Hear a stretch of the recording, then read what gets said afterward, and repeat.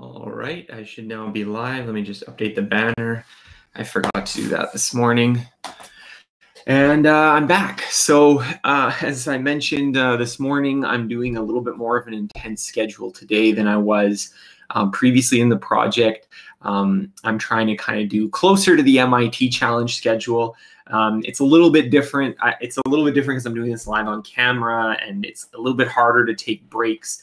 Taking a 15-minute break and then I'm just leaving the channel unsupervised like this. I'd rather not do that. So it's a little different, but same general idea. And why am I doing this? Well, because this class is super hard and I'm finding it challenging. And I was mentioning that there's a couple ways that you can go about that. One would be to extend the length of the challenge. So instead of doing it for 30 days, maybe I'd do it for 6 weeks or something like that. That would work. Another way of doing it would be continue to the mark that I have right now and then draw it out over, with a shorter period of time, which would be what I would have to do because I won't be able to continue this schedule into May, but maybe do things like, an hour a day after. And in this case, what I decided I want to do is I want to just work harder in this time period. And so there's two real reasons for that. One is that if I work harder in this period and it's still not enough, then I can do, something else. I can draw the schedule. I can, take a break and try again later or something like that. The second reason is that I like to set challenging goals. Sometimes people think that, taking on, let's say, the MIT challenge or trying to learn 4 languages in a year, that you must be kind of an arrogant person. And I think that there's, definitely I have quite a bit of confidence in learning new things. But I think the important thing is that I try to pick things that are going to be challenging. And I pick them because they're challenging, because when you formulate a challenge so that it is a challenge that you are going to rise to rather than reject, then difficult, challenging goals do create better performance. And so one of the reasons that I don't want to shift the benchmark and try to just extend this challenge another 2 weeks or another month is because that's going to take the pressure off me a little bit to really do what I can to learn it right now. So that may happen. As I said, it's not the case that every single thing can just be learned in an arbitrary amount of time. I was saying this morning that, I was able to do the MIT challenge in the way that I designed it in 1 year, but I wouldn't have been able to do it if I were doing it over 3 months, let's say. Now, maybe 1 year for you would not be possible just because of your background or other time commitments you have or other difficulties that you would have in doing it the way that I did it. And so given this sort of difficulty, I think it's just important to recognize that every one of us has to decide for ourselves, what are you willing to commit to and what are you willing to put in for time? And so for me, this was something that I had a month of time where I had I didn't have any deadlines for my book and a lot of work stuff. I was pushed up. I was able to do my writing in advance for a month. So I've got some articles coming out on the website, more or less queued up. So I had this kind of cleared off space for April. So April is important to me to really focus on this. So what I'm going to be doing is just continuing to work hard for the next several hours, just working on these problem sets. I'm going to try to make as much progress as I can early this week. I know that I have some work stuff next week that's going to interfere with it. So I'm trying to take advantage of the fact that I don't really have anything immediate that I have to do so I can put in extra time right now. So I'm going to just take just a second to go grab myself a fresh glass of water.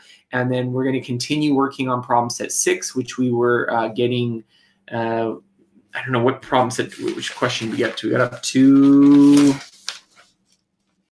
part B, I guess, of this question. We got up to part B, 4B. And I think how many problems were there? There were 6. So we're making progress. I'm hoping that we can maybe finish problem set 6 and maybe some of 7 today. And then if we can move through it at this pace, then maybe by Wednesday or Thursday, I might be done the first pass of all 10 problem sets. And then from there, it's really going to be just a big question of where do I want to focus my remaining energies? Do I want to do Feynman techniques?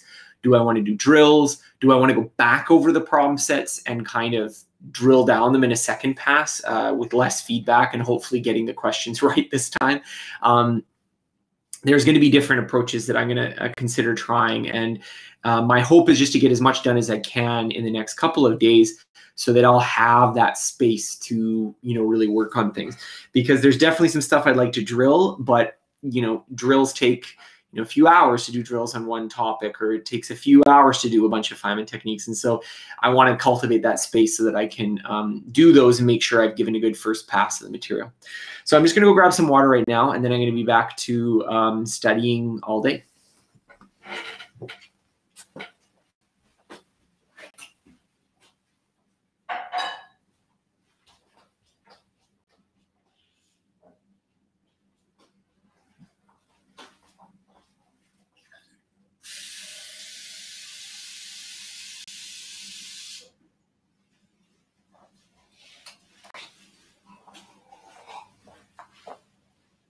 All right, so let me just put down the blinds a little bit. It's a little bit bright in here.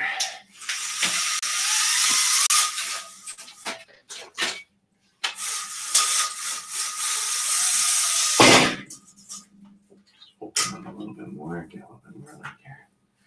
That should be okay. All right, and let's go over here, make sure we've got the...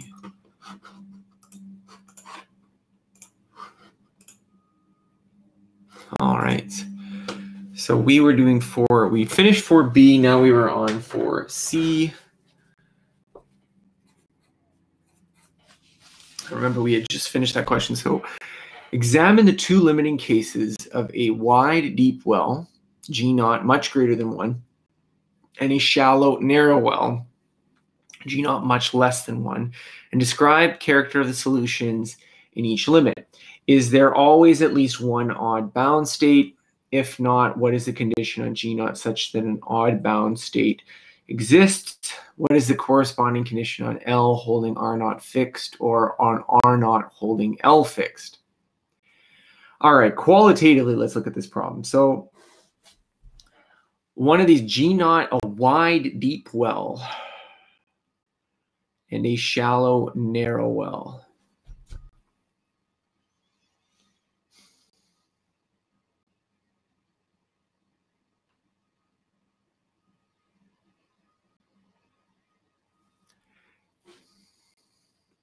So G naught much greater than 1 and G naught much less than 1.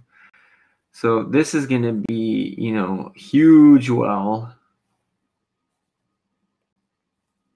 And our particles like this in the center. And then this one is going to be a very tiny well. And our particles like this. That's what we're looking at, right?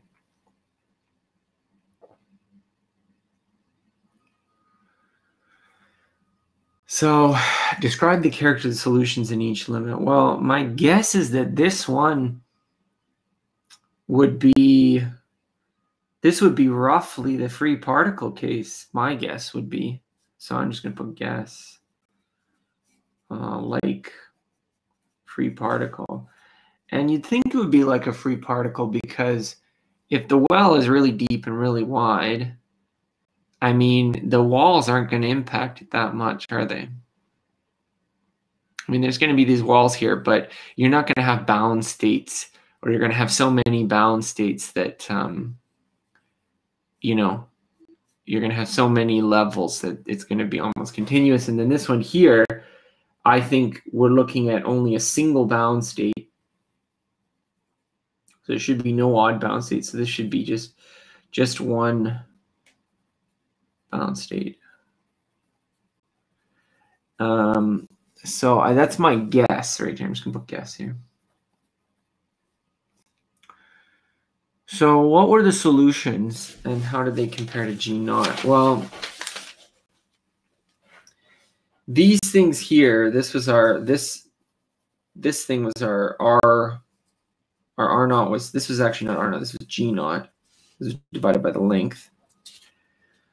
So when G naught is much greater than 1, we're going to have something like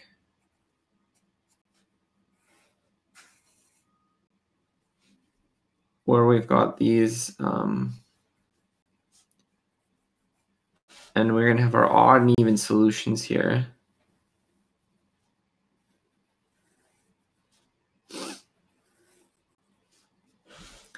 And so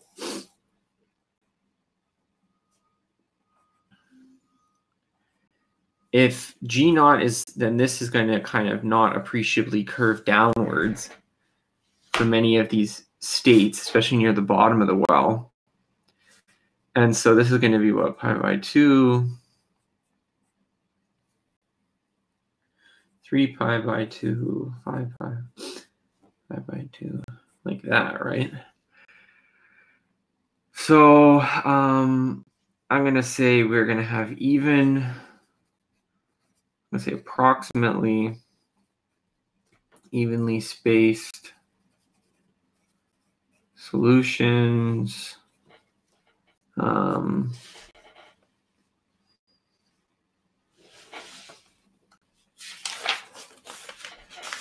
This is alpha L. What was it?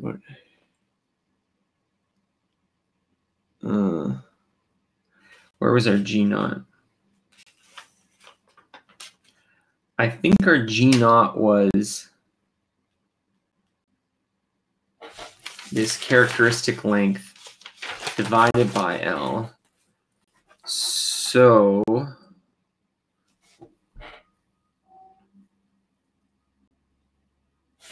hold on a sec. G naught is equal to this R naught over L. So G naught much greater than 1 means that our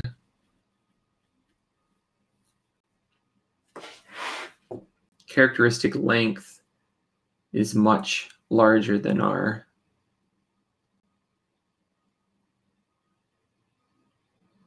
well length.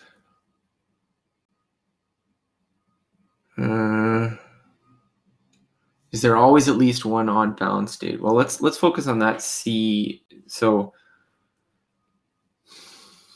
I would say no, because there's only going to be an odd bound state at this point. At this, what is that? That was the Z.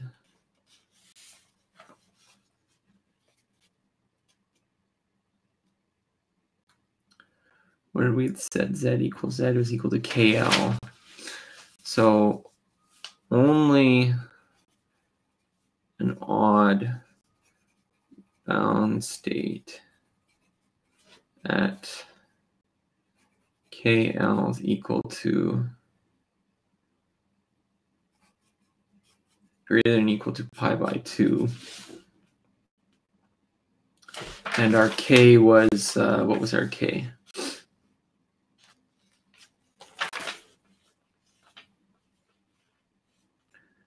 Or L was greater than or equal to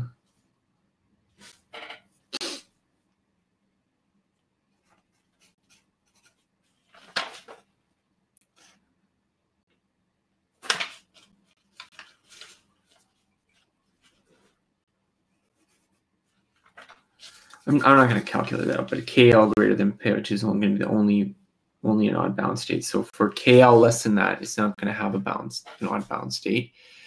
So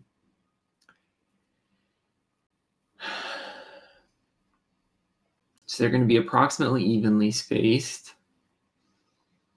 And what?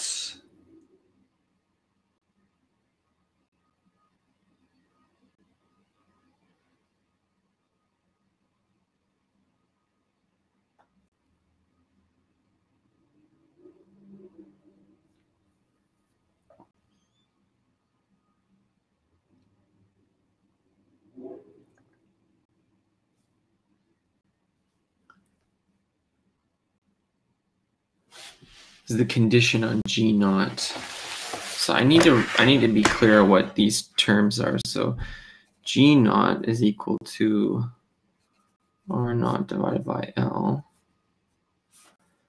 And G naught is equal to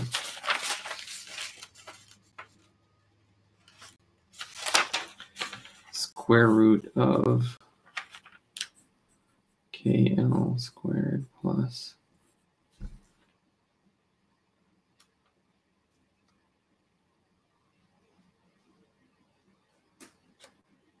alpha L squared, right? So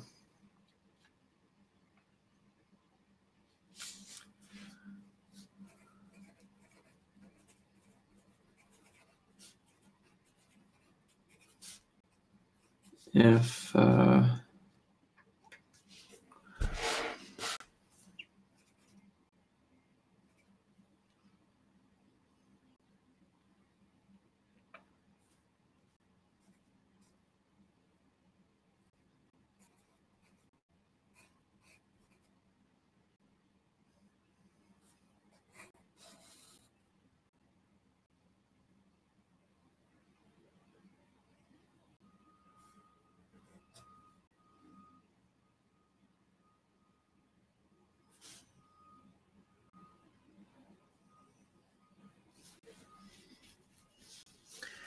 equals pi by 2 greater than or equal to pi by 2. That's correct, right? No, KL is equal to pi by 2. So we have this. And then if we square both,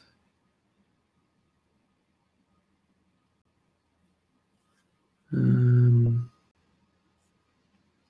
should get G naught squared minus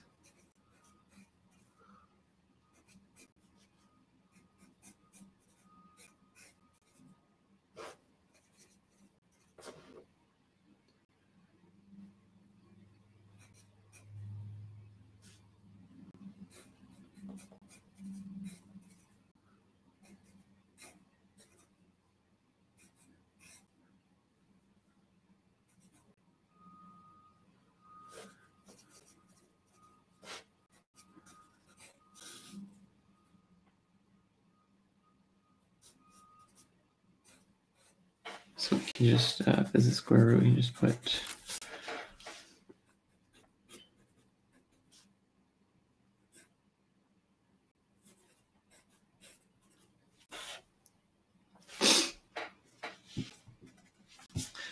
so G naught is greater than or equal to, what did we have? Alpha. Alpha was what?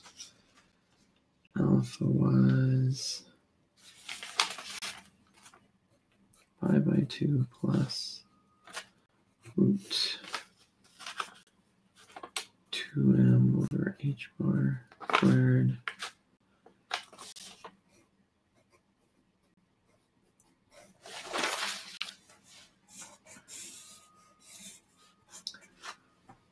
odd solution exists. And what else?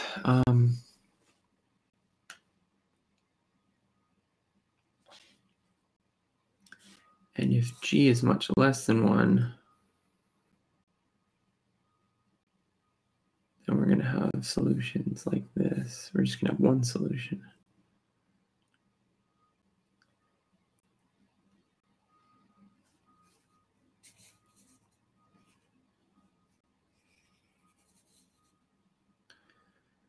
So what does that mean?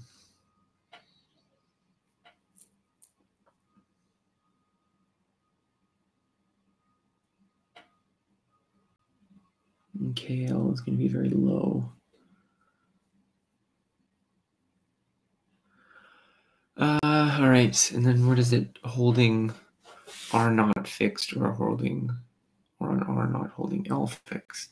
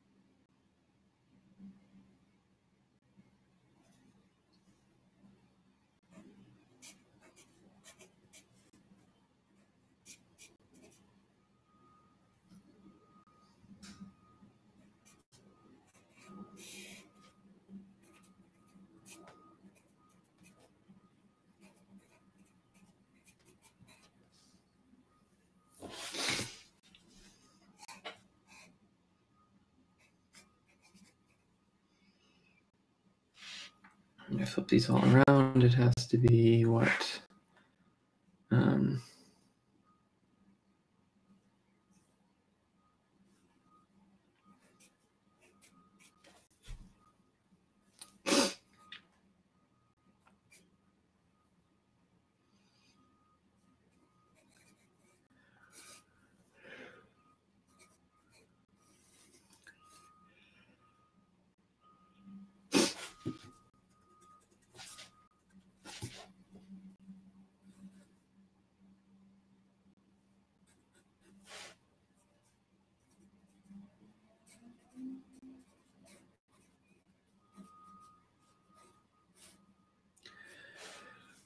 Or for the other way around would be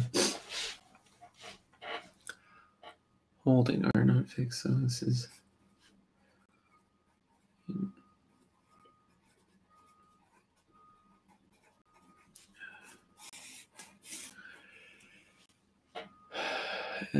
holding L fixed. We would have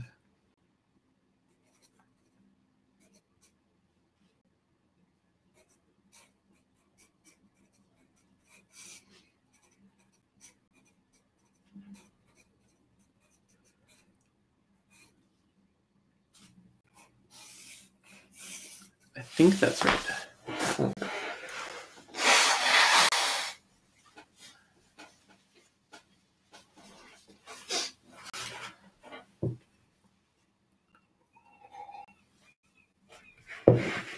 All right, let's see what the answer is. For C, if G naught is very large, then the intersections occur very close to locations of the discontinuities of the cotangent function that is at multiples of pi.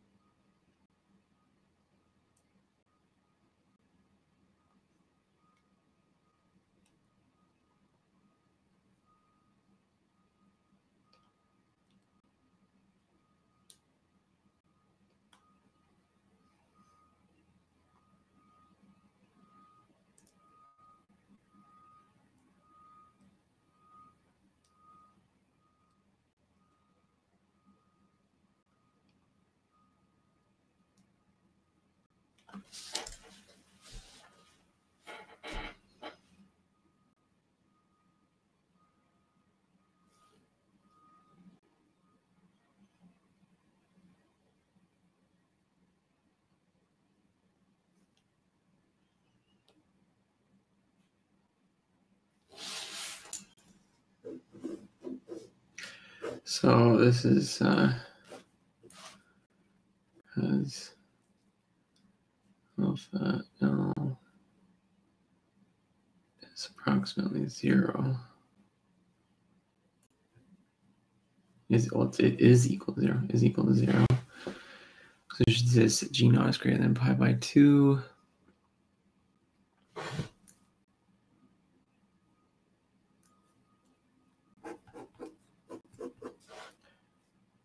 So this is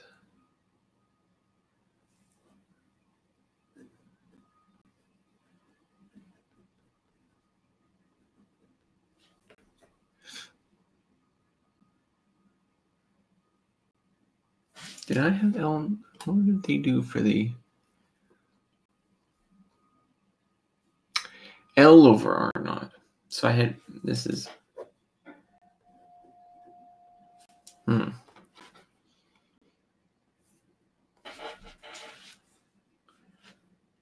okay.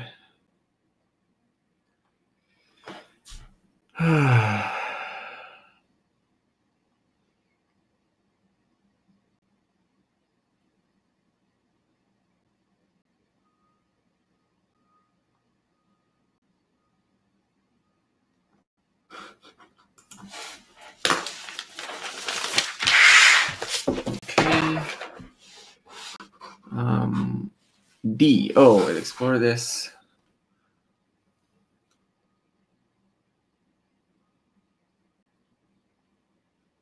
Two different wells with precisely 4 balance states. How do the widths of the evanescent tails?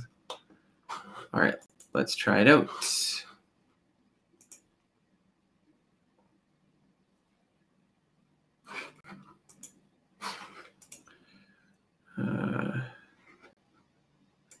This one here. I have to turn on system preferences. 1 second.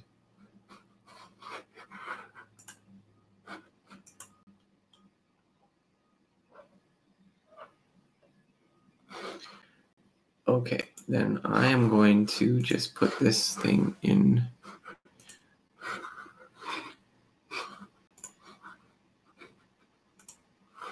a new screen share here.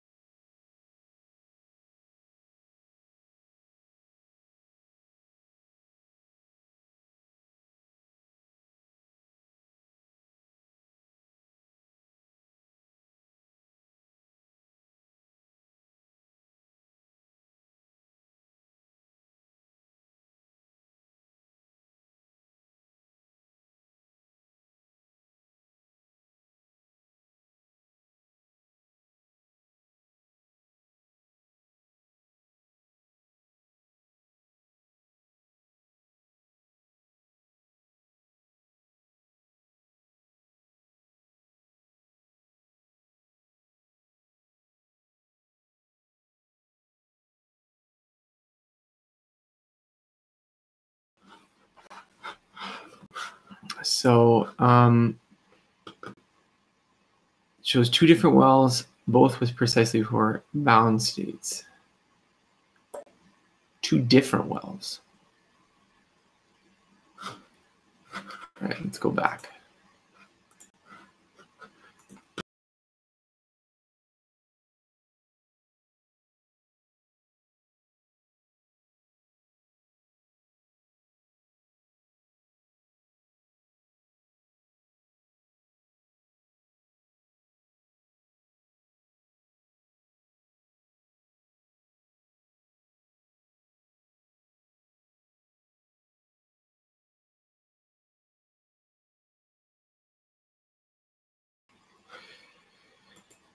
So explore the dependence of the energy eigenstates on L and V naught by playing with the 1 mark.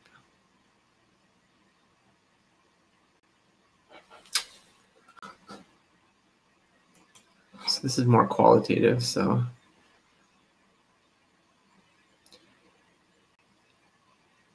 the evanescent tails become narrower and the well becomes deeper.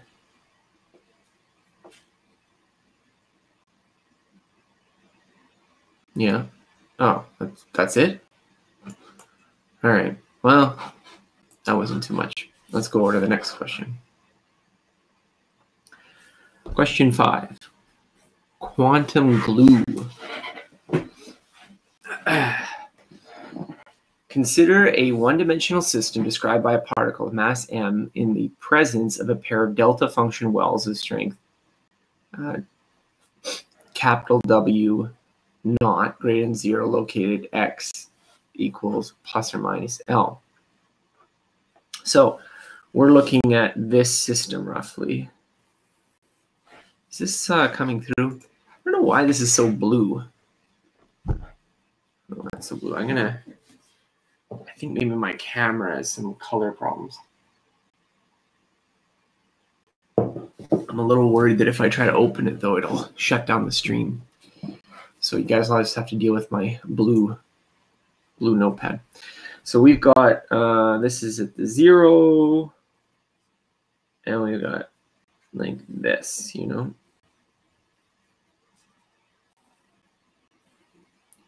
So 2 deltas at this is minus L, and this is plus L, and these are, so it looks like that. And so V of X is equal to negative W naught X plus L and negative W naught X minus L. Okay. This is a rough but illuminating toy model of an electron in the presence of 2 positive charges located at X equals plus or minus L.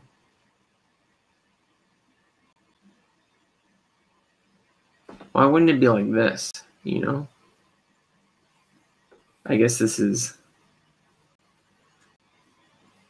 I guess this doesn't seem right, you know? I guess because, I don't know. I don't know why this is delta functions. You'd think it would be like a 2 Coulomb potentials, but maybe this is just a, maybe it says similar properties. I don't know. It doesn't seem obvious to me this would be the similar properties, but derive a transcendental equation for the allowed eigenenergies of any bound states. Express your result in terms of the dimensionless qualities. G naught is equal to MLW naught over H squared. So we want En, and we've got equal to MLW naught over H bar squared and equals kappa L or E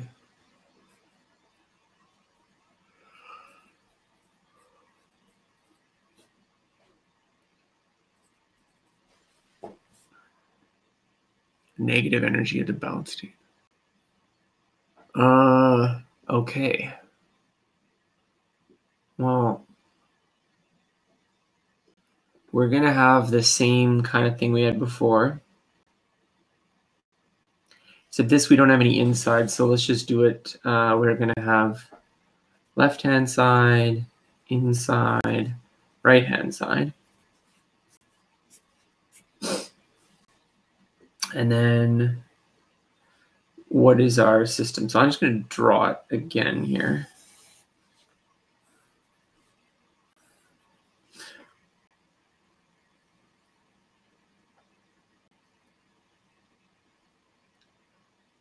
So it's going to be exponentials everywhere.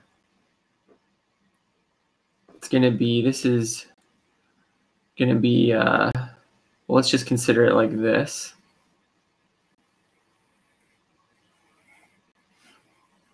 No, it's not, that's pretty ugly. Let's just do like this here.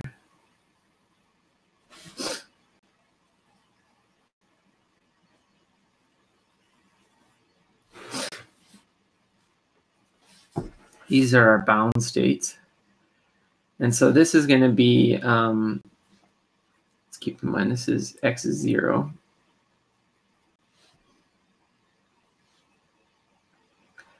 So on this side, we're going to have a, well, let's just write them all out and then cancel off our exponentials. So we're going to have left-hand side is going to be A e to the alpha x plus B e to the negative alpha x. And we're going to have inside is going to be C e to the kappa x plus D is negative kappa x. All right, right-hand side f e to the alpha x plus e to the, oh, not bg. All right, so we can use alpha for both of these because of symmetry. Like this is symmetrical around the origin, so you can't have different, can't be going off differently on each side. And so what do we have here? Well, this is going to be, well, we've got it kind of upside down, but it's going to be like this, right? It's going to be,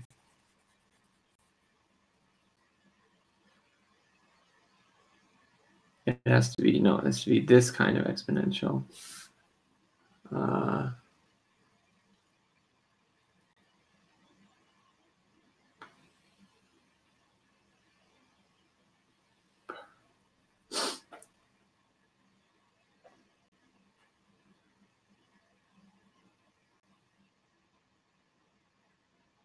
I think right now we can cancel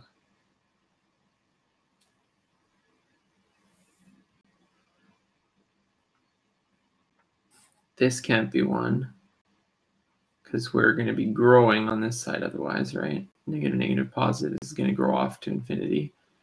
And this can't be 1 because when we're positive, it's going to grow off to infinity. So these have to balance.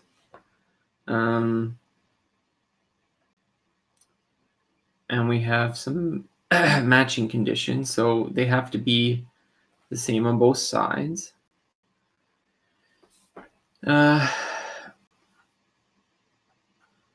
we have even and odd solutions again. Let's look at the even ones first. I don't know whether we need to do even odd again because we've just got these alphas. I think we did that because we had sines and cosines before. So we have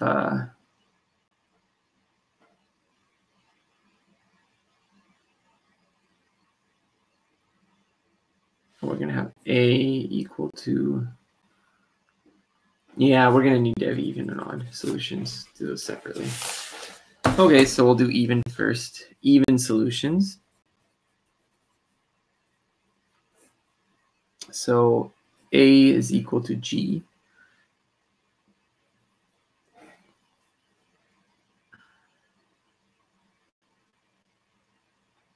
This is right, hey?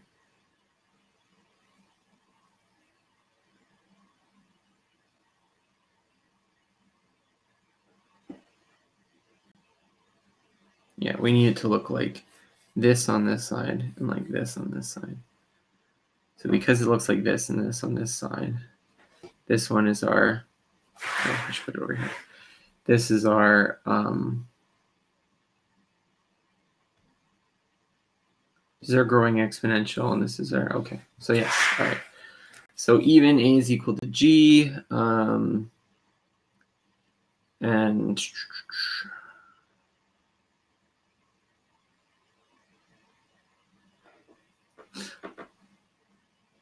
well, these both are going to be in the center there. So we have 3 equations here. We have a e to the alpha x. So this is going to be the x minus 1 is equal to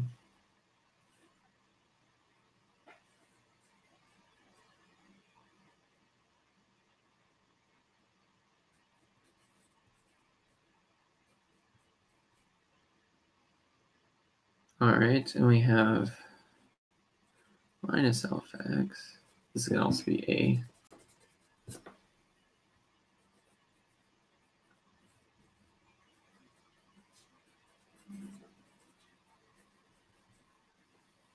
Okay. And I'm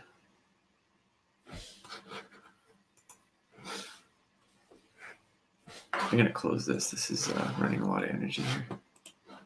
Oh. Okay. And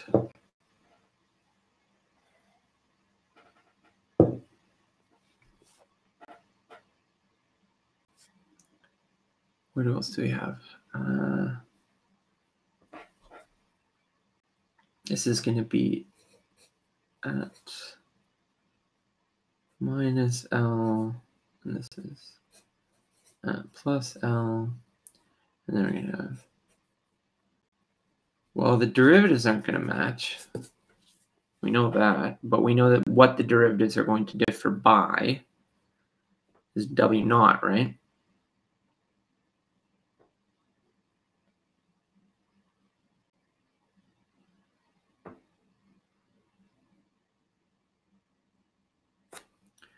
So it's going to be equal to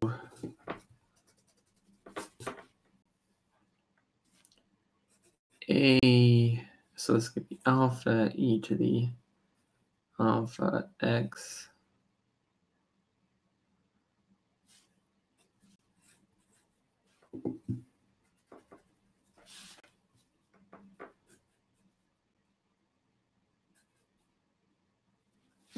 oh, hold on a second. Oh, let me write this out properly. So we're going to take the derivative of this. Alpha e to alpha x, this minus k c e to the kx plus k d e to the x equal to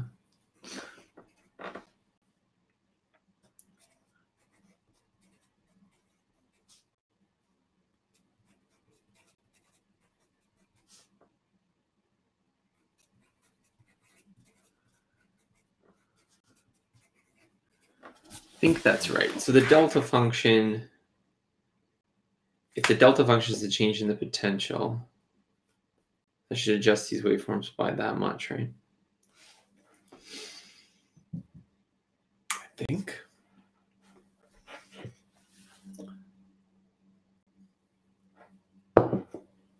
Like if we were going up this much before, the delta is just going to rotate it down that much.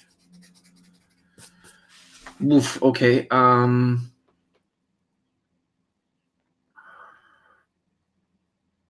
do we solve this? It's the same kind of thing.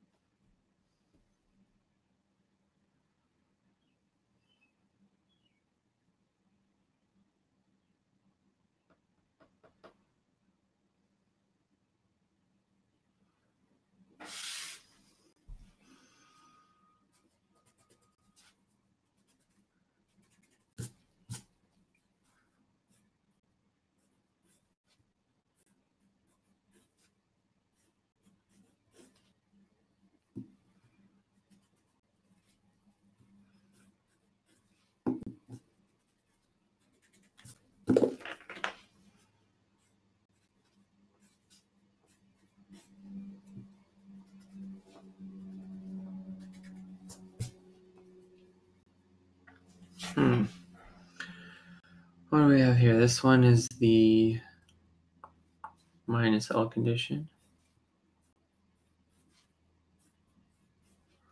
And this one is the plus L condition.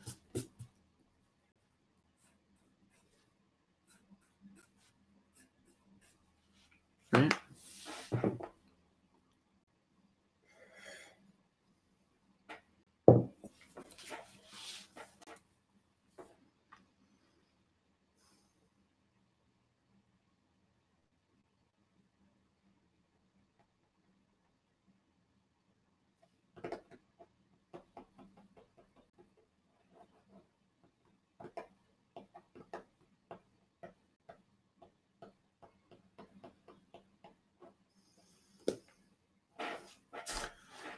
Um,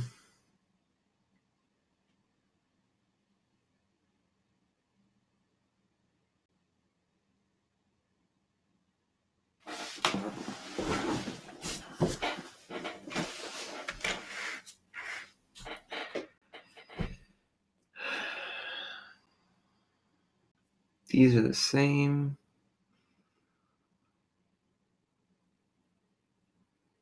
So we get C and D in terms of each other.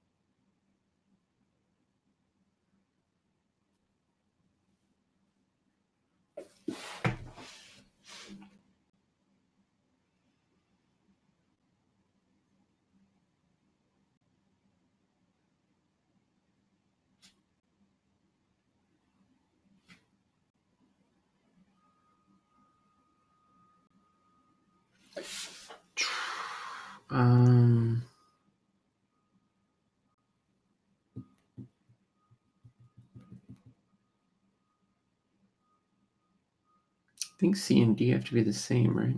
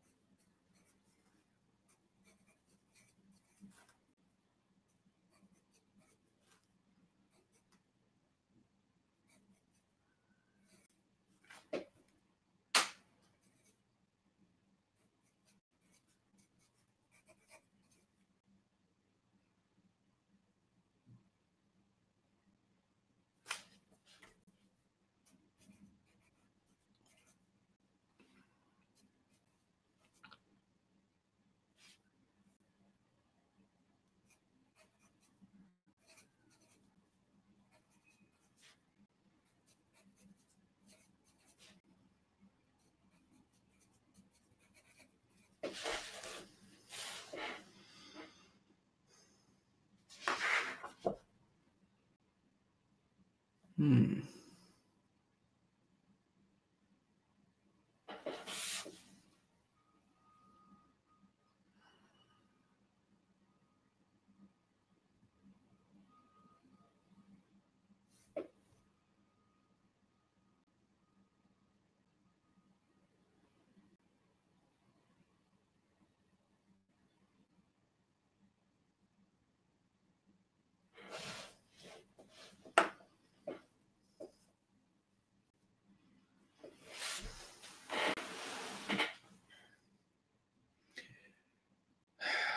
Why did the L come down when we were doing this last time?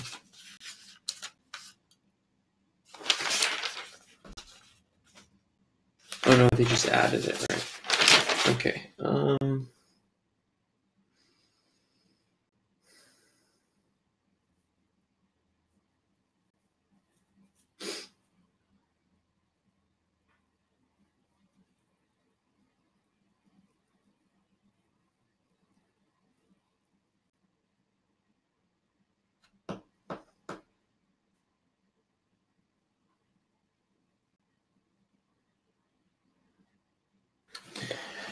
I mean, C and D being the same kind of makes sense.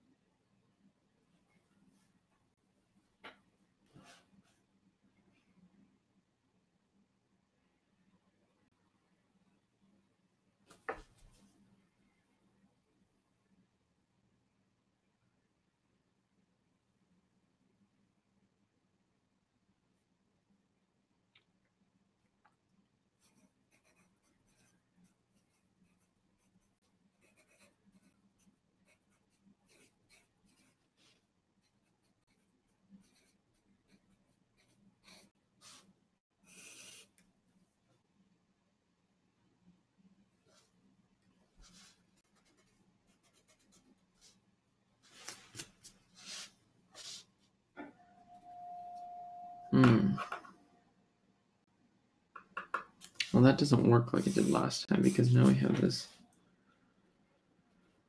We have this constant here.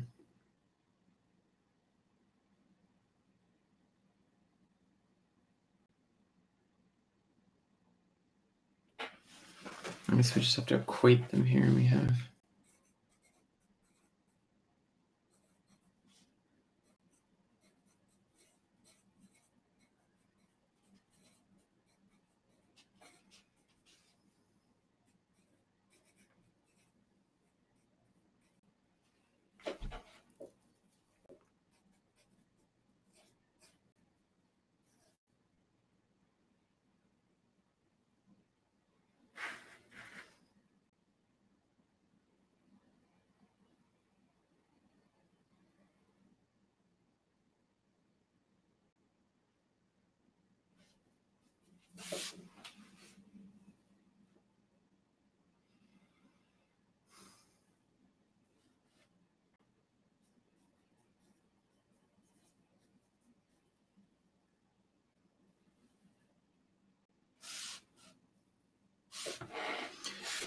and now we're losing this well potential strength in this formulation, which worries me.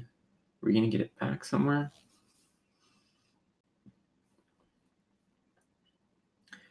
Because in principle, the solution we have should depend on both of those.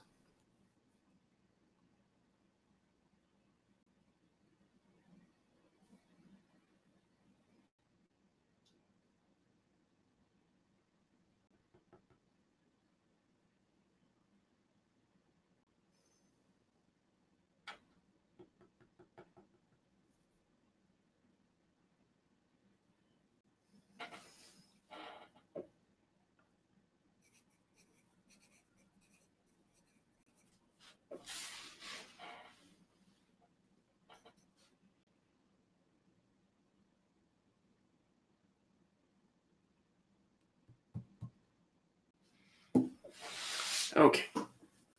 I feel like I'm going down the wrong path here. How are we going to do this?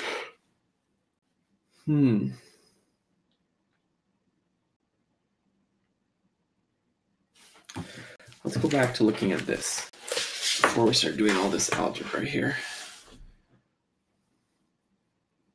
What can we say about the problem?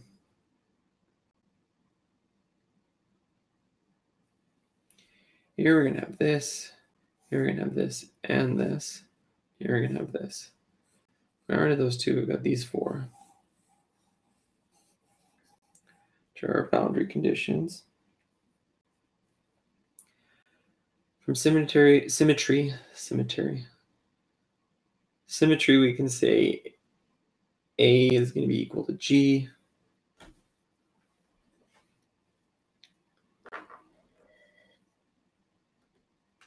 Thanks, Mauricio. C is going to be equal to D, just by symmetry. We know that, I guess, what are our other constraints we have here? So we know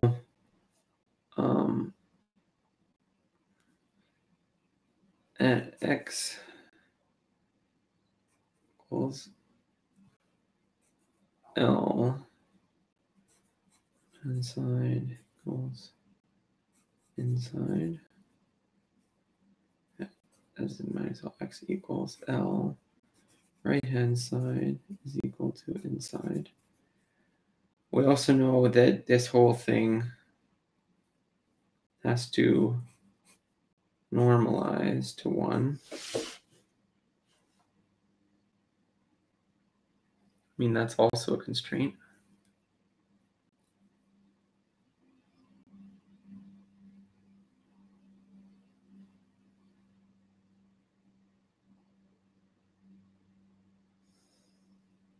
I don't think C and D actually have to be the same. Well, they do if it's even, isn't it?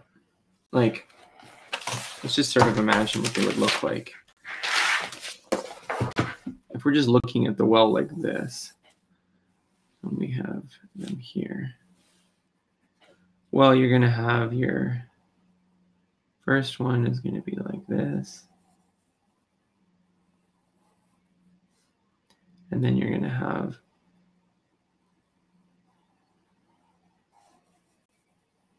like that. And like sharper balance states. And then you're going to have your even ones are going to be like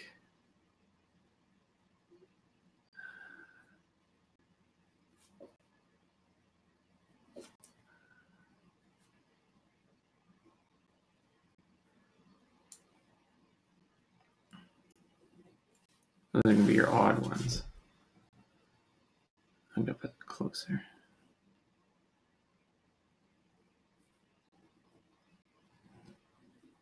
Going to be the odd ones.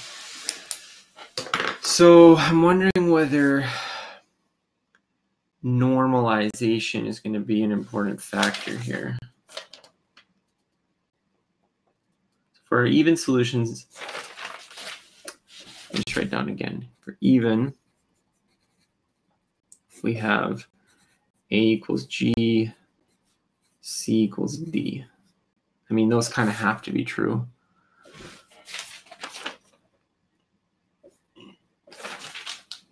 And then we have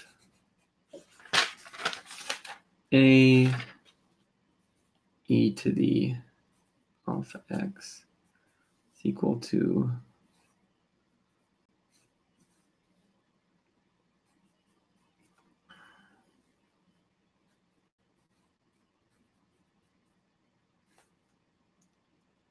so A over C is going to be e to the kx e to the minus kx over e to the alpha x.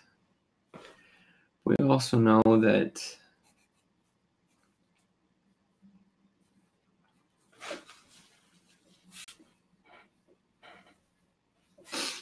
Also know that this has to match the first derivative condition. So we're going to have k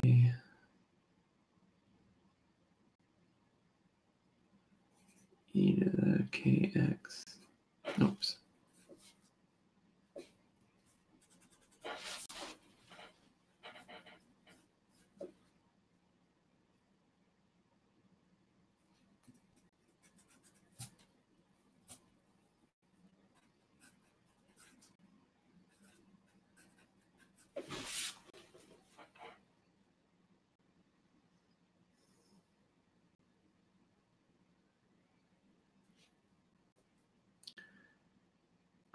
But they don't equal each other.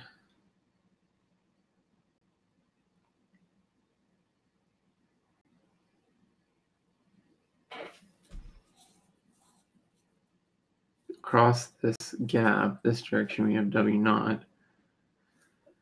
So that should be this minus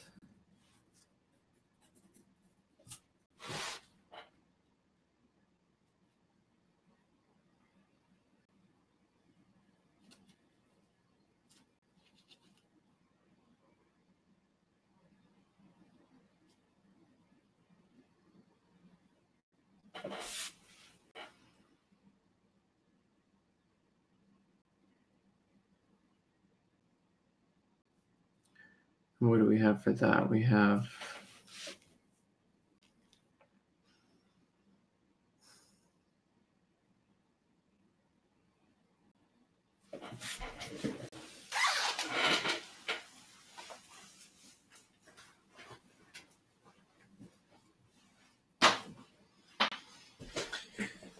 it's getting warm in here.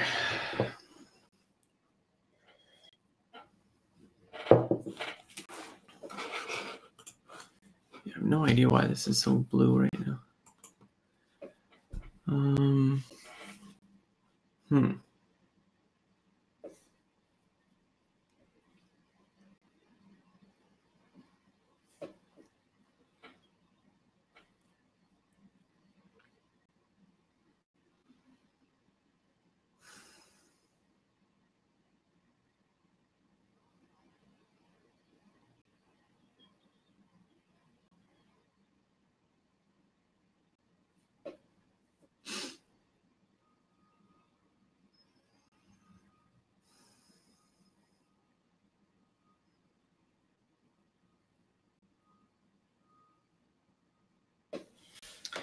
I mean, let's just,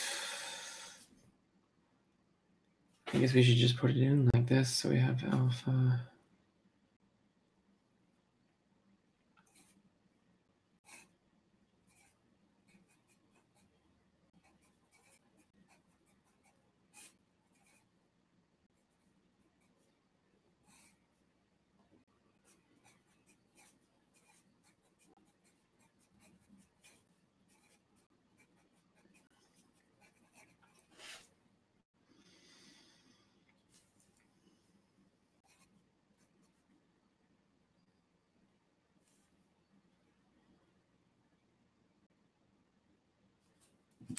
Let's just get this over here as C times alpha kx plus e to the minus kx e to the alpha x minus k e to the kx plus k e to the minus kx.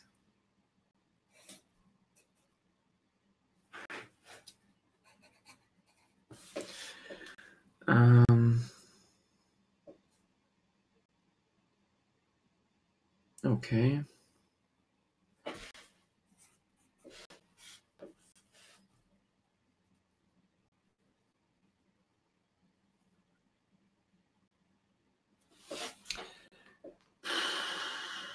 Do we know anything about alpha versus kappa?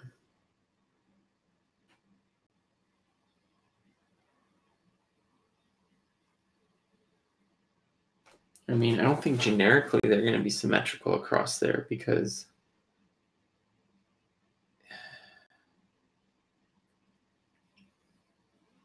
going to depend on L. I don't think we can change that.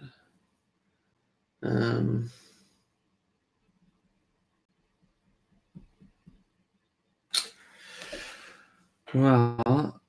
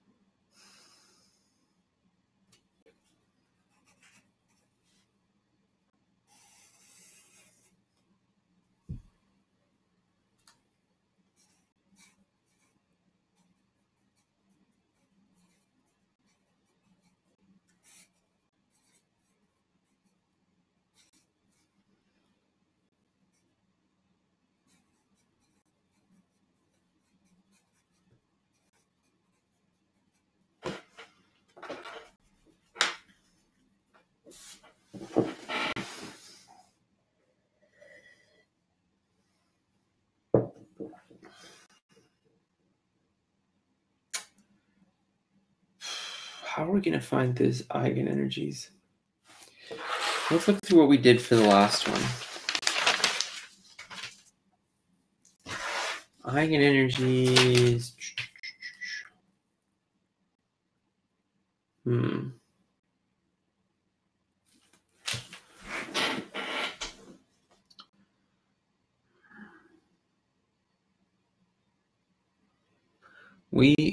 The basic process for solving this was to set up the equations, solve for the boundaries,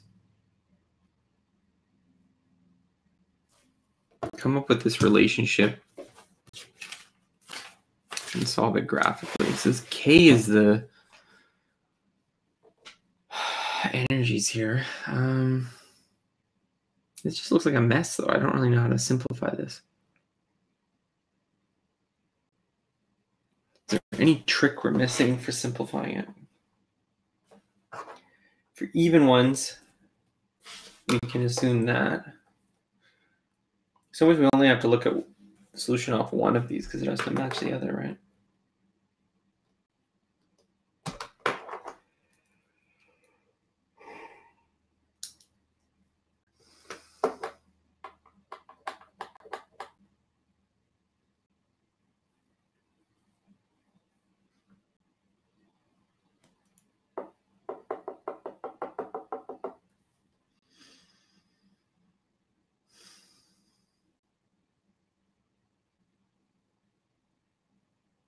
I don't know whether I have any other ideas.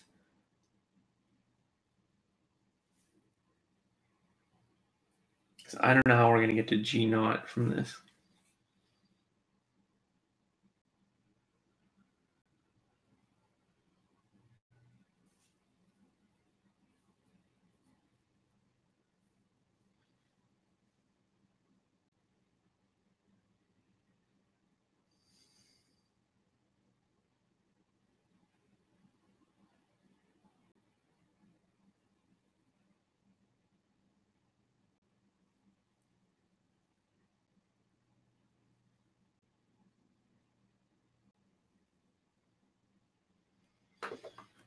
You know what? I'm going to go to the solution because I feel like I'm stuck. So 5a. For bound states where E equals 0, and the wave function takes the form,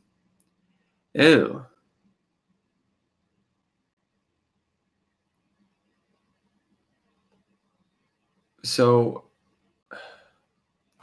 I don't understand how, but they basically said alpha is equal to kappa. I don't know how you show this, though.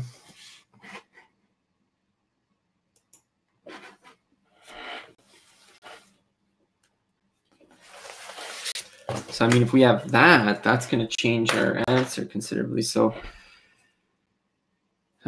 C. Let me just put the kappa here.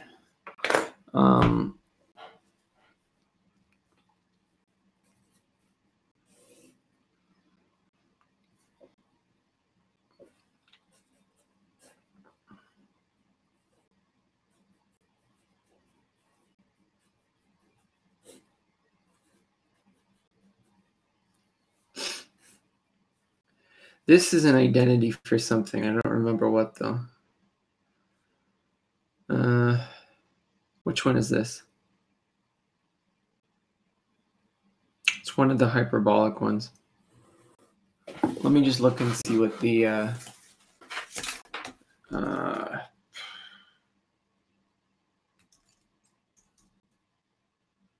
Sine H. Let's go Wikipedia. Where's our identities?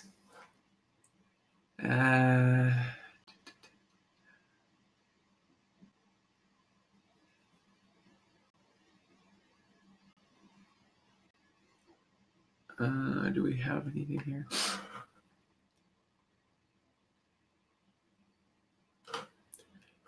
Yeah, this is going to be one of the.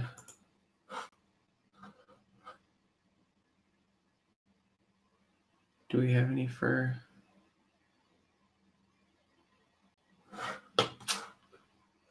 Yeah, it's going to be one of them. I don't remember which one.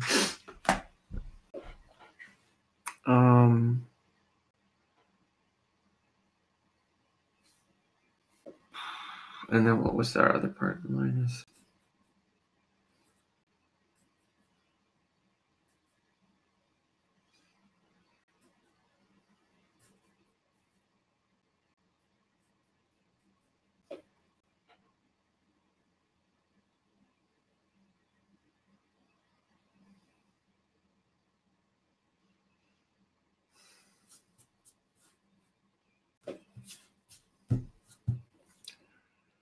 I don't know. I'm stuck. All right, let's go back.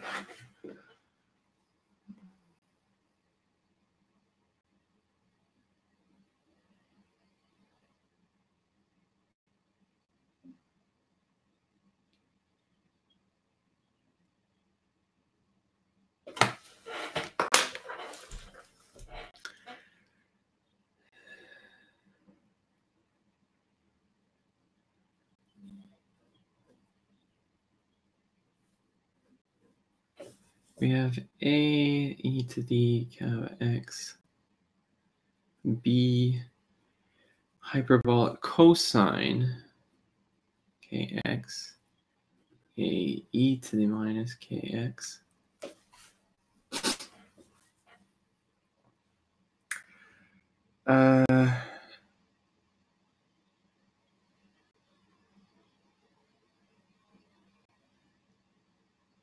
So that's this, I guess e to the kx plus e to the minus kx is this hyperbolic cosine, right?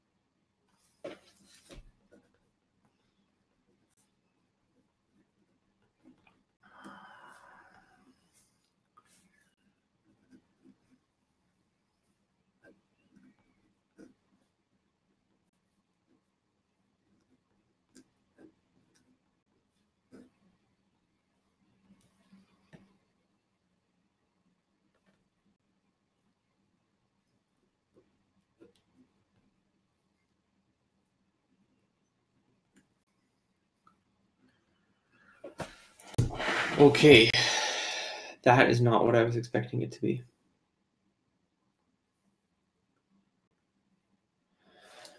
Where is that coming from?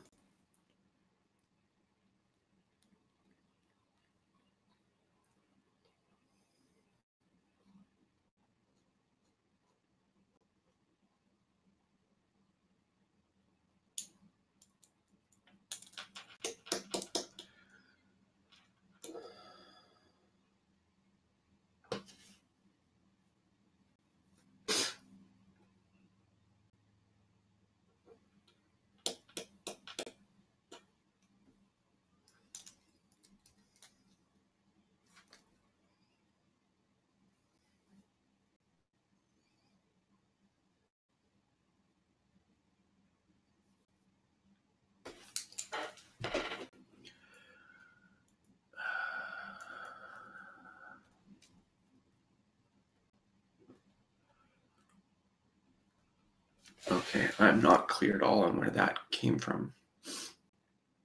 All right, so we have minus k a to the e minus kl minus bk hyperbolic sine kl is equal to minus 2m w naught over h squared a to the minus kl.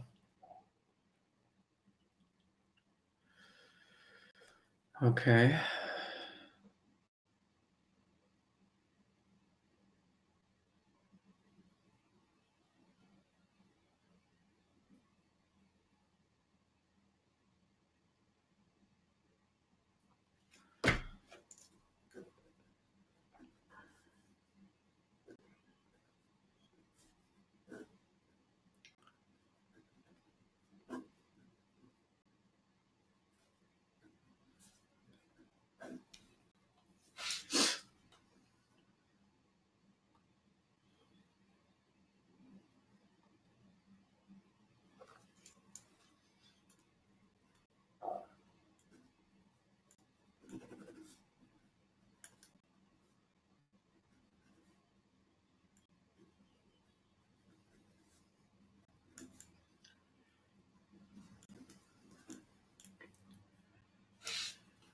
Oh my crap.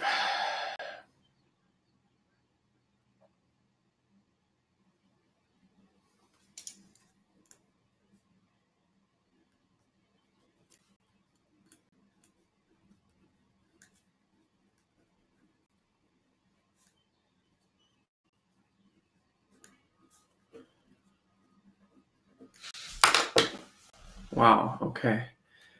So this must be because of the Schrodinger equation or something like that. I just don't understand. I guess the question is, how much does your velocity change crossing the potential? Is that it?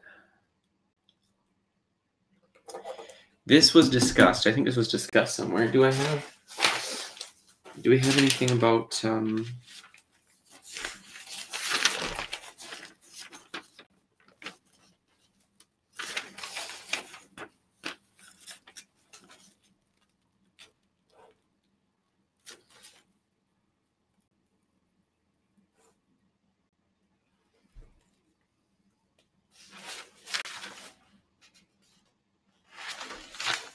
here we go.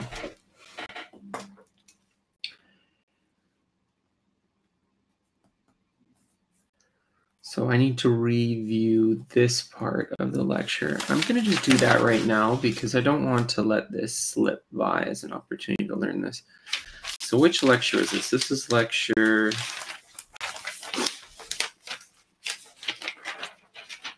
11. And it was near the end, I believe. So I'm looking for this stuff. So let me just jump over here.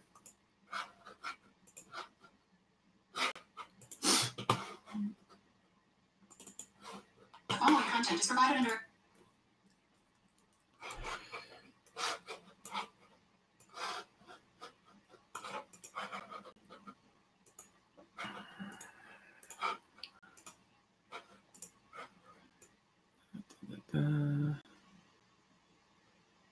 Okay, actually, I want it like this. I think maybe I want this one. Where's my other one?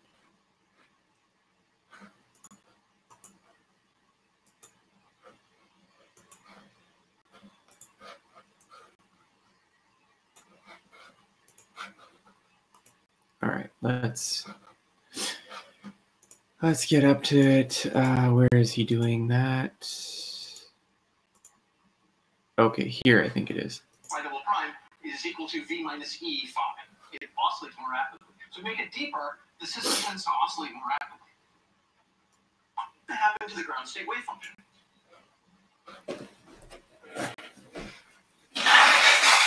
So as I make the potential, let's take this wave function and let's look at this version of the potential.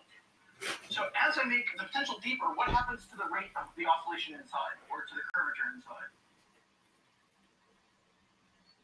It increases, right?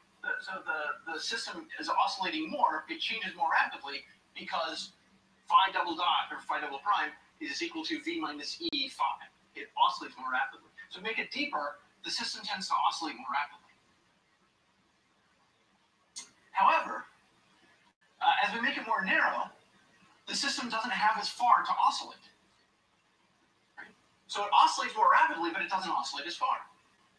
So what's going to happen? Well, as we make it more and more narrow and deeper, we again have the wave function coming in, and now it oscillates very rapidly. Let's do it again.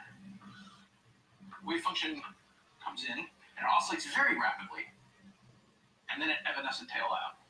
And now, as we have a delta function, exponential damping, it oscillates extremely rapidly over an arbitrarily short distance and gives us the kink that we knew at the very beginning we should expect when the potential is a delta function. Right? From our qualitative structure of the wave function, at the very beginning, we saw that when we have a delta function potential, we should see a kink in the wave function. Because, again, if we have phi prime prime is discontinuous, or is delta function discontinuous, phi prime is the integral of this is a step, and phi is continuous. And so here we have a step function, we get a discontinuity in the second derivative. Here we have a delta function in the potential, and we get a discontinuity in the first derivative. We get a kink in the wave function. Yeah. Sorry, say again? For E1? Very good question. So let me do this more seriously. Let's do this more carefully. So the question is, for the first excited state, do we get a jump? Do we get a discontinuity? What do we get for the first excited state, right? So let's talk about that in detail. So it's a very good question.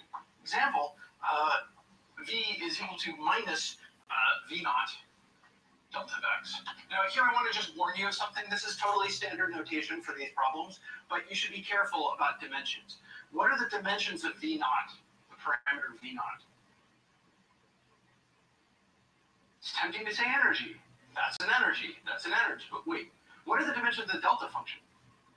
1 over length, right? Because we know that delta of alpha x is equal to 1 over norm alpha delta of x.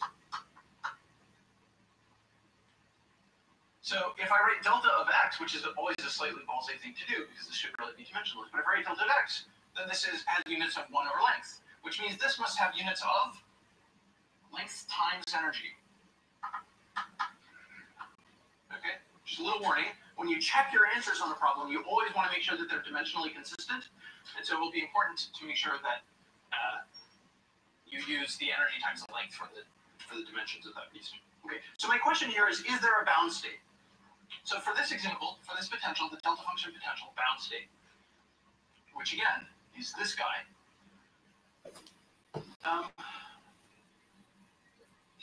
Is there a bound state? So again, we just ran through the intuition where we made the potential deep and deeper and deeper, V naught divided by epsilon over width epsilon. So V naught, in order for this to be an energy, has to be an energy times the length because we're going to divide it by length. So this is going to give us a delta function potential in the limit. And we have an intuition that we should get a bound state with a kink, but let's check that intuition. We'll actually solve this problem. So we'll do the same thing we did before. We now write the general solution in the places where the potential is constant, which is on the left and on the right. And then we want to impose appropriate boundary conditions at the interface and at infinity, where these are going to be normalizable, and this is whatever the right boundary conditions are. So we're going to have to derive the appropriate boundary conditions. So let's just do that quickly. So phi with definite E is equal to A. So in this region, in the left, it's either growing or decreasing exponential. So A e to the alpha x plus B e to the minus alpha x. And this is x less than 0. And C e to the alpha x plus D e to the minus alpha x for x greater than 0. So first off, let's hit normalizability. What must be true for normalizability? Yet I'd better be converging to 0 here and converging to 0 here, which means that C had better vanish and B had better vanish. Okay, so those guys are gone from normalizability. And meanwhile, the ground state is, if this is symmetric, what is going to be true of the ground state? It's going to be symmetric. So A must be equal to D. Great. So A is now just some overall normalization constant, which we can fix from normalization. So it looks like this should be the solution. We have an exponential. We have an exponential. But there's one more boundary condition to fix. We have to satisfy some matching. We have to satisfy the boundary conditions at the delta function. So what are those? What are those matching conditions? So we can get that from the Schrödinger equation, or from the energy eigenvalue equation, which says that phi prime prime is equal to h bar squared upon 2m. Sorry, get your dimensions right. So it's 2m over h bar squared. V minus e. In this case, v is equal to minus v naught. Hold on a sec. Function. So we can get that from the Schrödinger equation, or from the energy eigenvalue equation. So hold on a sec. Let me just do this here.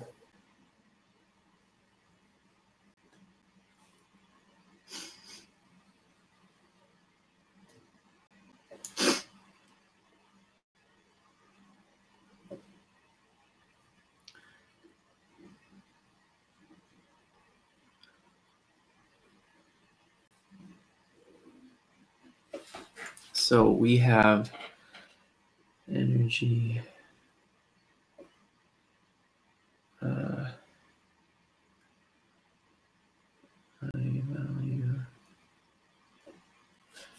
which says that phi prime prime is equal to h bar squared upon 2m. Sorry, get your dimensions right. So it's 2m over h bar squared. V minus e. In this case, v is equal to minus v naught delta function. That's very strange. Yes, so minus 2m over h bar squared v naught delta of x minus e. I pulled up the minus, so plus e.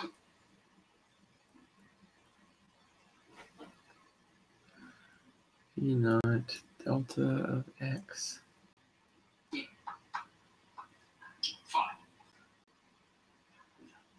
So this must be true at every point. This, of course, is 0 everywhere except for at the origin. So what we want to do is we want to turn this into a boundary condition. And we know what the boundary condition is. If v is a delta function, that means that phi prime prime is also a delta function, proportional to a delta function. That means that phi prime is a step function. And how did I get that? I got that by integrating phi prime prime. You integrate a delta function, you get a step function. Well, that's cool. How do we figure out what step function discontinuity it gives us? Let's integrate. Let's integrate right across the delta function and figure out what the discontinuity is. So let's do this. Take this equation, integrate it from minus epsilon to epsilon, where epsilon is a very small number. So here, what?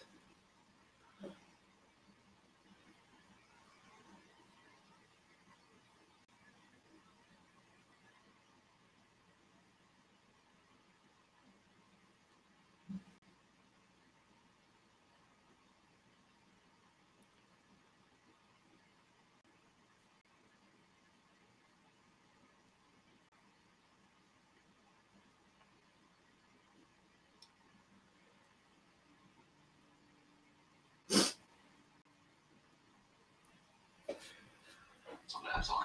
So what is this going to give us on the left? Well, integral of a total derivative is just the value of the thing evaluated at the point. So this is going to be phi prime at epsilon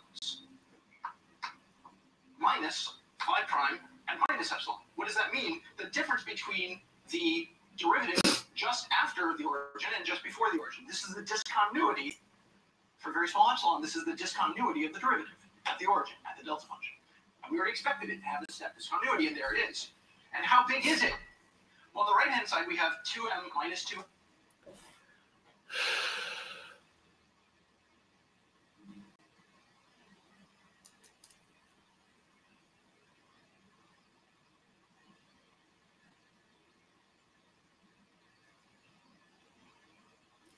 Okay.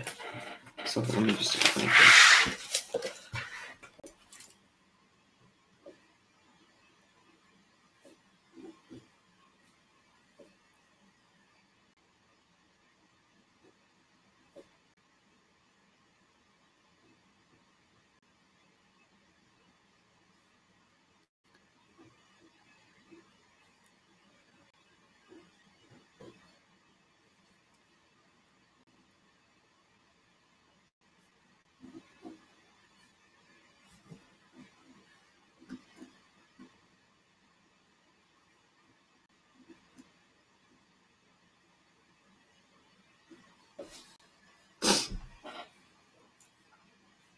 Okay, that's trivially true. And then this is going to be on h bar squared. And we're going to get two terms. We get a term from integrating the first term, but over this narrow window around the, let's say epsilon is here, over this narrow window, we can treat the wave function as being more or less constant. But in any case, it's continuous, and this is a delta function. So we know what we get from the integral of the delta function. We just get the value v naught phi at the delta function, phi the zero in the delta function, so phi 0. We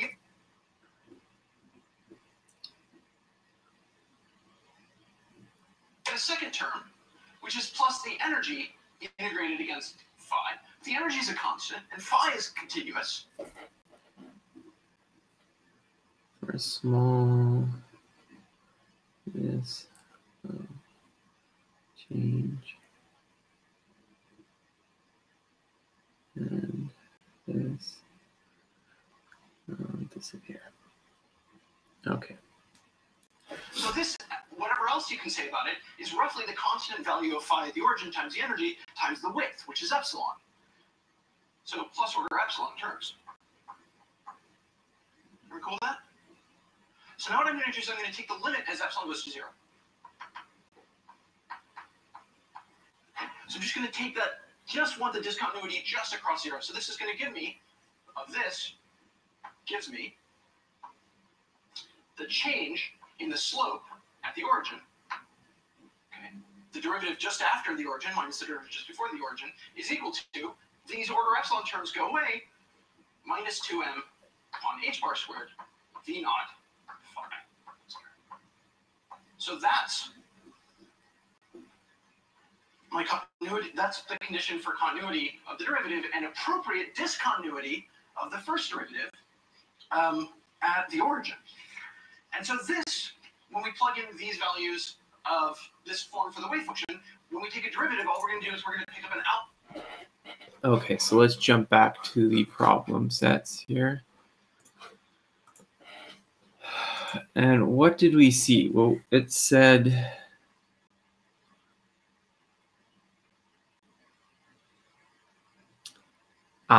okay.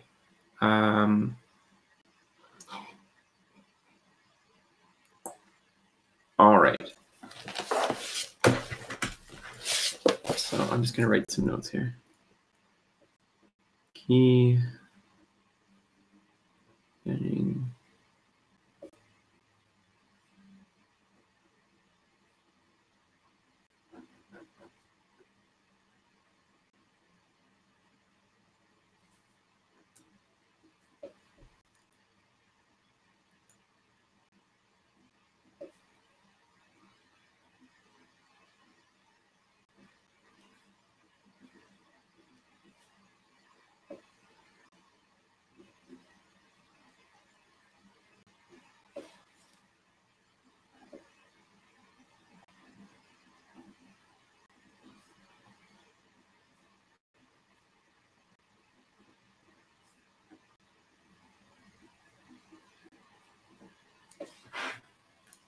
All right. Oh, we have this.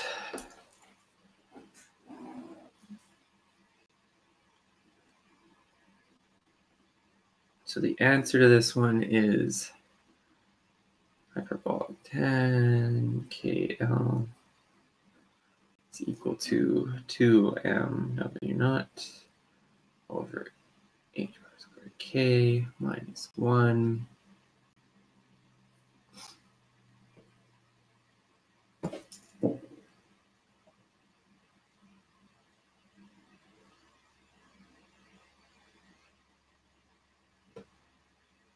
Oh, I wrote those down over here. Okay. Oh. So I guess we're doing this graphically here. Graphically, numerically, to identify all balanced state energy eigenvalues. Let's see if I can use Wolfram alpha for this. So just as a reminder, what are things we have? E plus E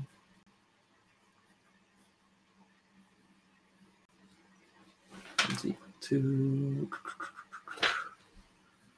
2G naught, and we have E plus E.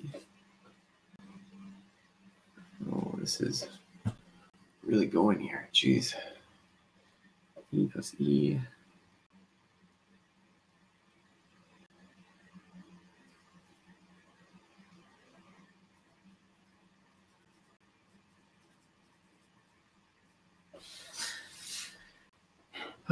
So how do we do this? Well, let's try it here. Can I do that whole jazz there? So let's go. I will call it X and G. So X plus X times 10H X equals 2Y.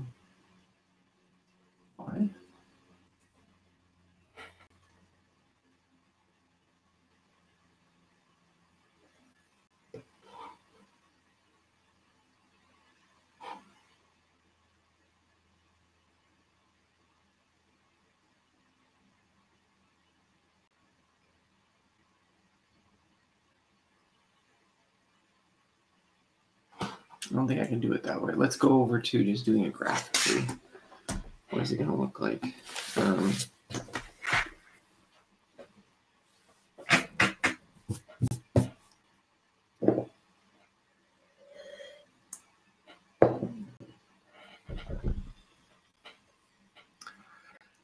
So what do we have?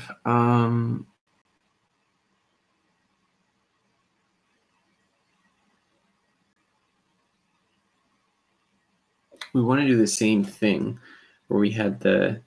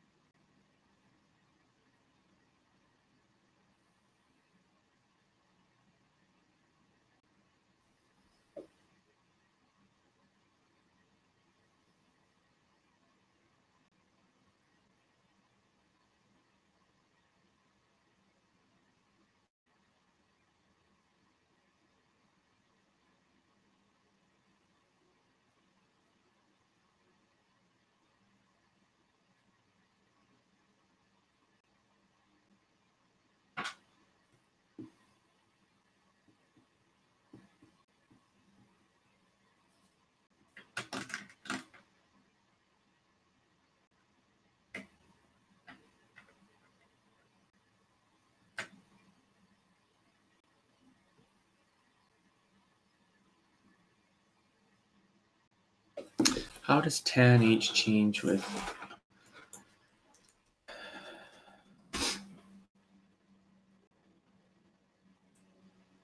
Let's remind ourselves here. So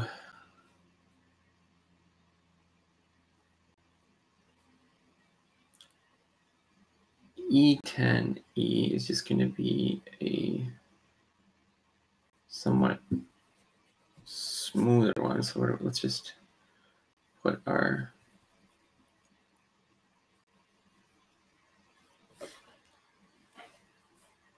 tan.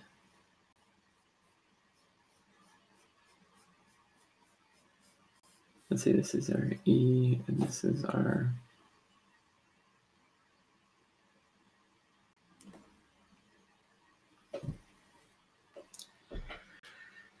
so that's our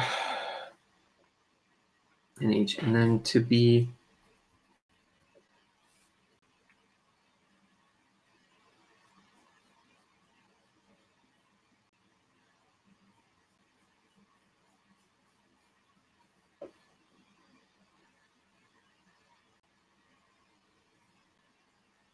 it's not going to trail off to 0 because at 2 it's going to just keep going higher and higher. So we've got this.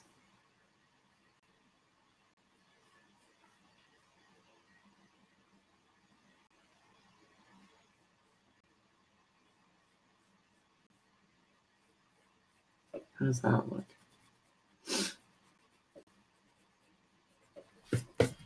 How does x times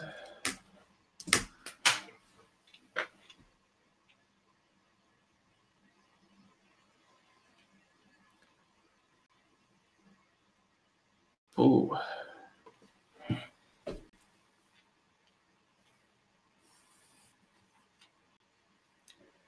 so we have almost like this.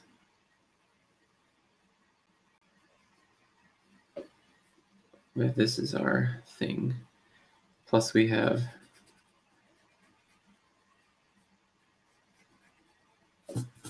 plus E plus E is equal to G naught.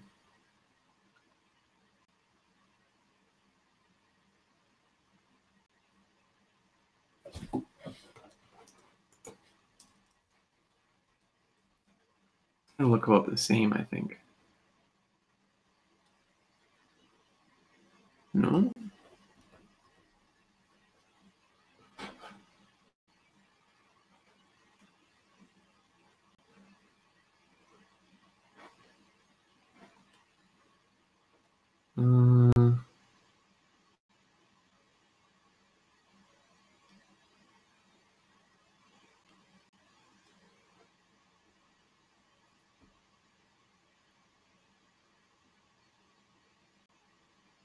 I guess we don't really need below 0.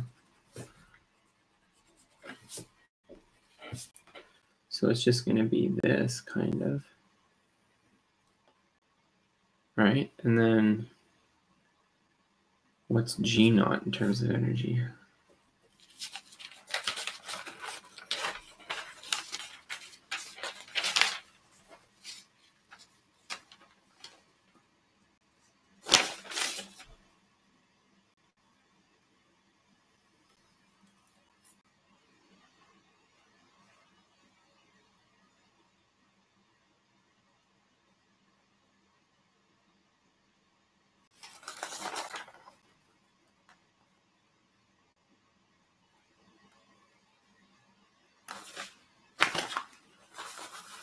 So let me just write this down.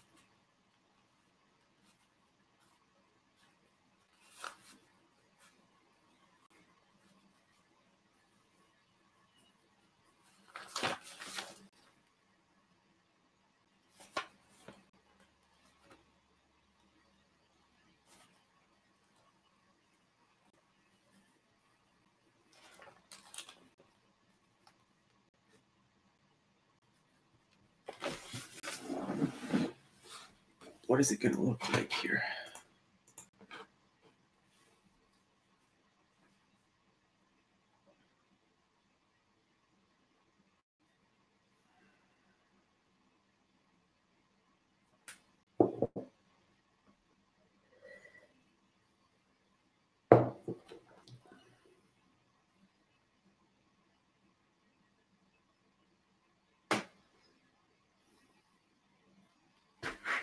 Hmm.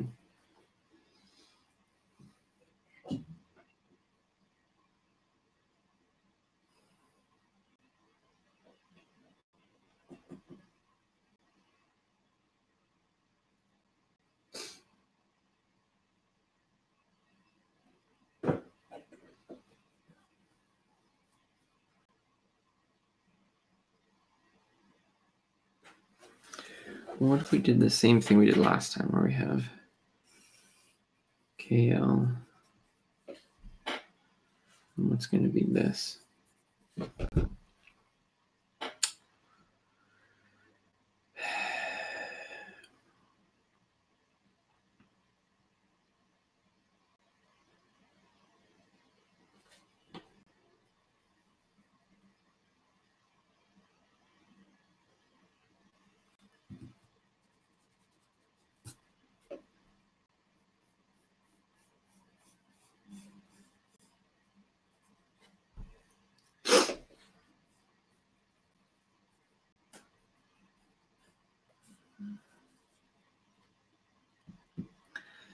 And then what is our,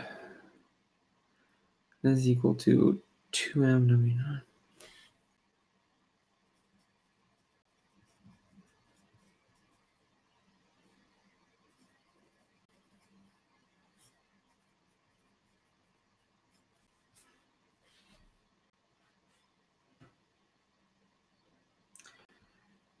K is a wave number. How do these relate? What are the units of this?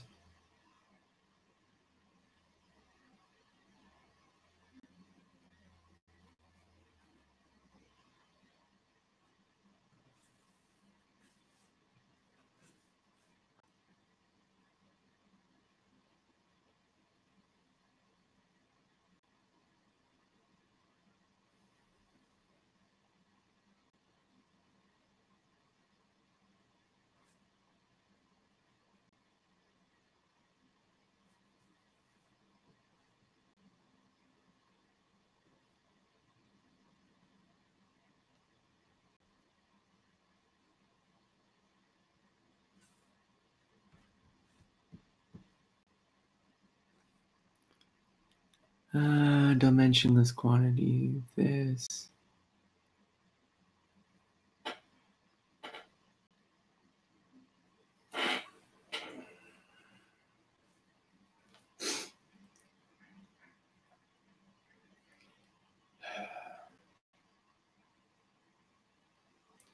Two G naught.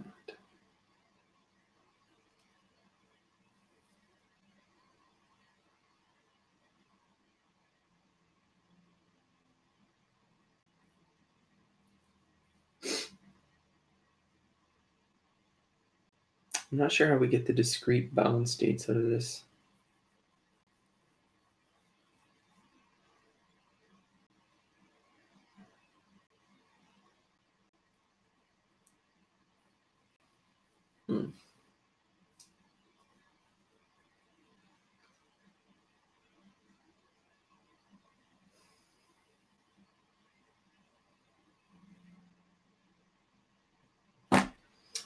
No, let's look at the answers.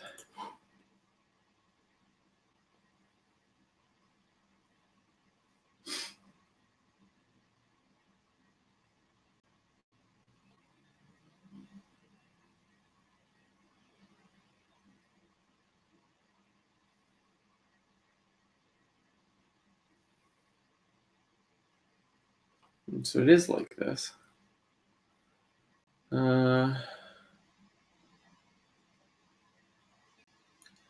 Intersection between the red and horizontal curves give the values of E correspond to even balanced solutions.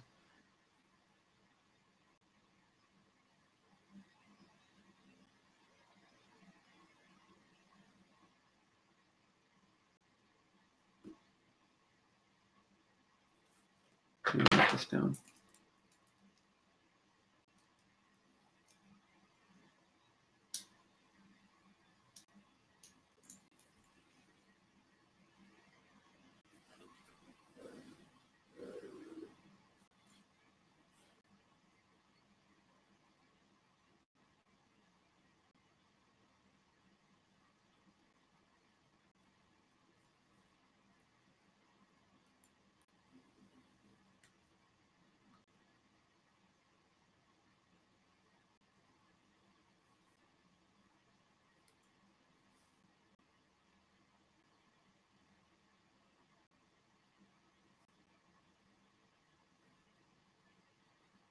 And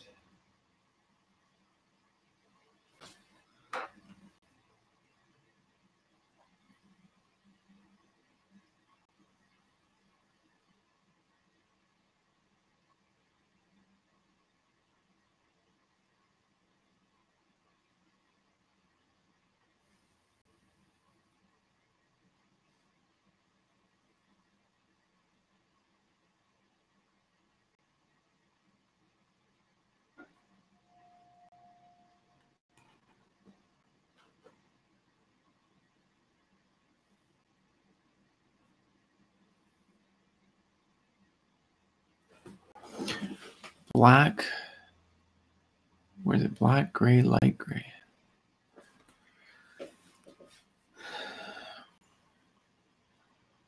This is the even one.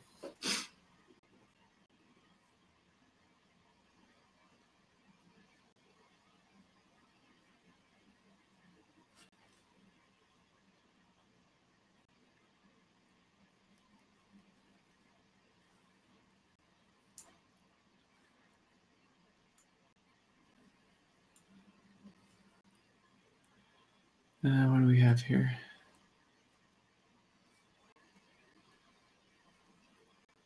Point 2 G naught is equal to 5 is equal to 4.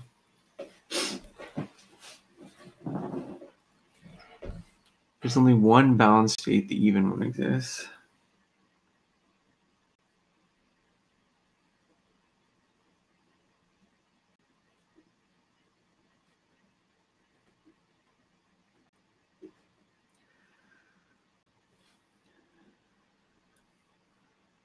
As L goes to 0 and G naught goes to 0, the intersection of the red curve and the horizontal line approaches E.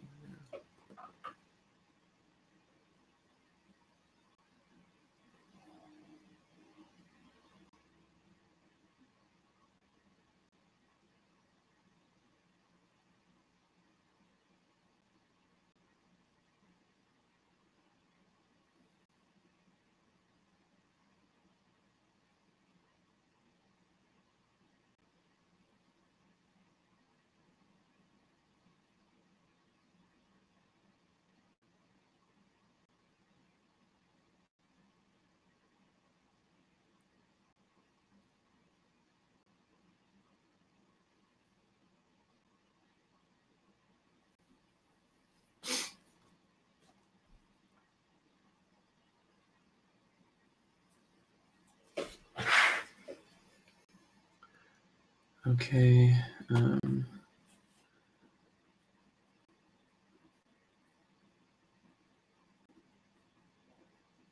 As single well.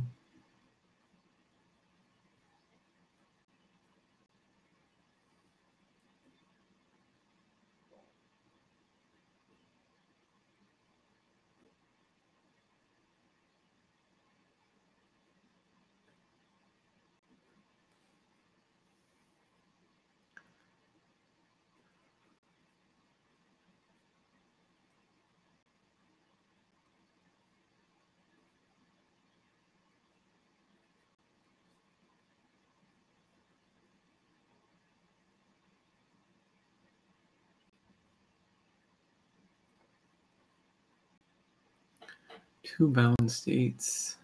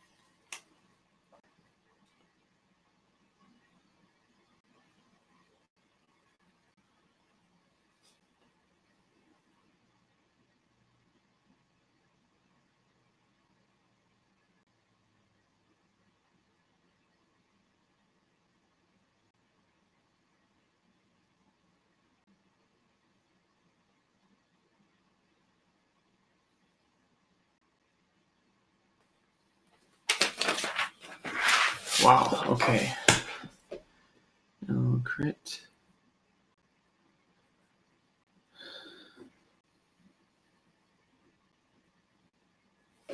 Ooh, that's tough. All right.